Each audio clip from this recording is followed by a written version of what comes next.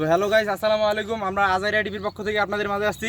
আমরা খবর পেলাম একটু আগে যে ওই সামনে নাকি কি জানি নাম রাসেল ভাইপার রাসেল ভাইপার সাহেব আছে নাকি, আমাদের খবর দিল ভুয়া টিভির পক্ষ থেকে।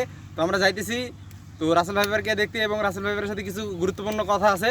তো চলেন আমাদের সাথে রাসেল ভাইপারের সাথে কিছু গুরুত্বপূর্ণ কথা সেরে আসি। আসেন আপনাদের দেখাই। এই যে মনে হইতেছে এটাই আমাদের রাসেল ভাইপার। সত্যি তো রাসেল ভাইপার। তা রাসেল ভাইপার ভাই, আপনি এইখানে এই অবস্থায় কেন? ভাই আমি আইছিলাম অন্য দেশ থেকে যে আমার দিকে ভয় পাবো, কিন্তু এই হালারা আমার নাকি ধরা পেলে নাকি 50,000 টাকা পুরস্কার দেবো, তার জন্য কেদের ভিতরে ঢুকেছি।